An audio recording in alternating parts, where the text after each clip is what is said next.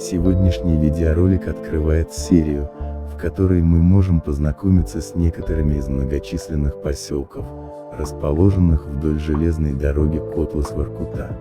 Все они обязаны своим возникновением строительству этой железной дороги и так или иначе связаны с ГУЛАГом.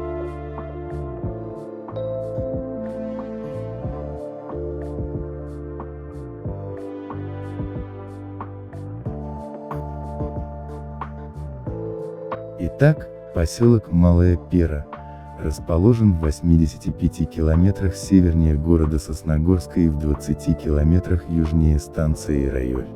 Название связано с гидронимом Малая Пера, Ичат-Пера. Это река, правый приток реки Лемью. На языке коми Ичат-Пера это малая река с береговыми наносами, илом. Появление поселка связано с процессом спецпереселения в республику.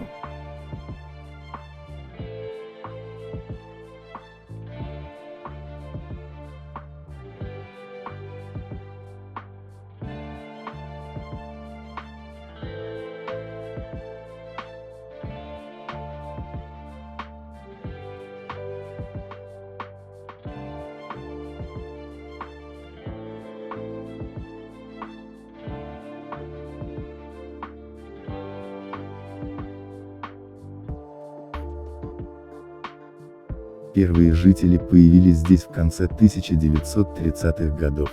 Это были строители и рубщики леса, которые готовили трассу для будущей железной дороги. Затем, спуском железной дороги, здесь образовалась станция. В 1942 году принято решение об открытии лесопункта Ухтинского леспромхоза для обеспечения дровами железнодорожного транспорта. Но зоны в близлежащих поселках Вис и Райоль, Сидьвож и Лемью сохранились.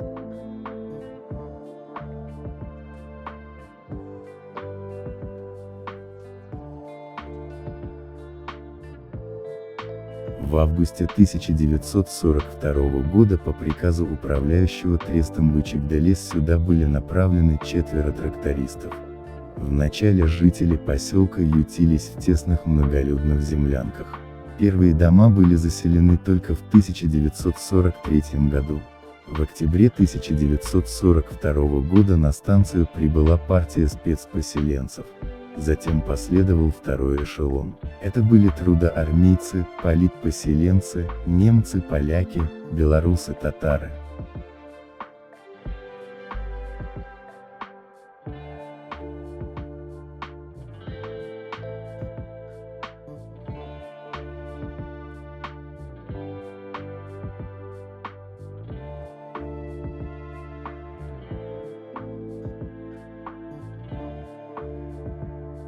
Главным занятием спецпоселенцев в поселке Малая Пера были заготовка и вывозка леса. В самом поселке лес потом разделывали на шпалы. Готовые шпалы использовали при строительстве вторых путей железной дороги Котлас-Воркута.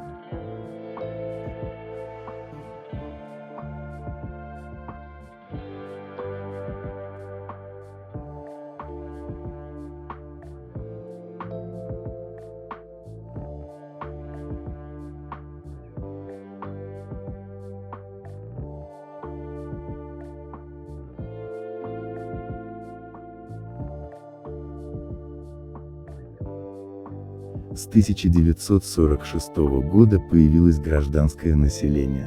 В том же году открылась начальная школа, а в 1949 году неполная средняя.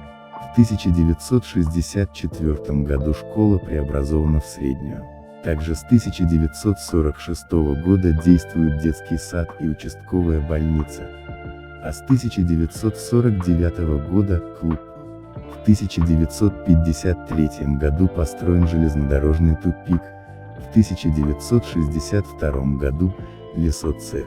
Кульминация развития поселка приходится на промежуток с 1970 года по 1990 год. Тогда лесопунктом заготавливалось по 130-150 тысяч кубических метров древесины.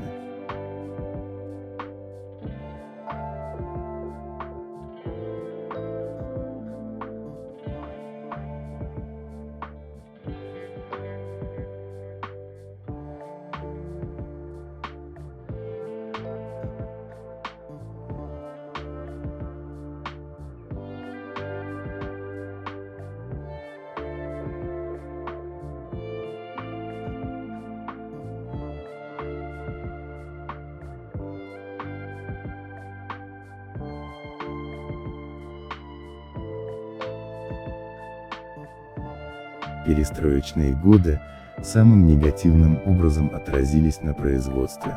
Прекратил свою деятельность лесопункт, не стало главного работодателя поселка, на грани выживания находятся многие объекты социального, бытового и культурного назначения. Если в 1970 году в поселке проживало 1230 человек, то в 2006 году оставалось всего 665. Согласно переписи 2010 года постоянное население поселка составляло 469 человек.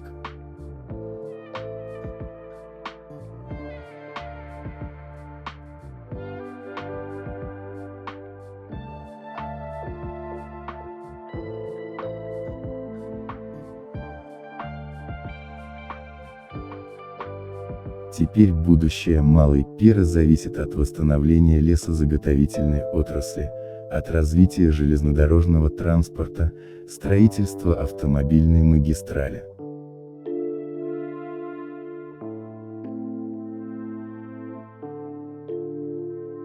Информация для создания видеоролика взята с сайтов, ссылки которых указаны в описании. Буду очень рад новым подписчикам на моих каналах.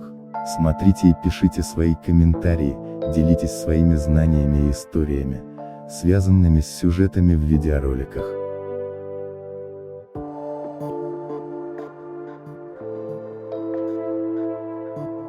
Если вас заинтересовали аэросъемки сел и деревень Республики Коми, вы можете посмотреть на данном канале в YouTube, а также на канале Воздушный репортер на платформе Яндекс.Дзен более 200 видеороликов.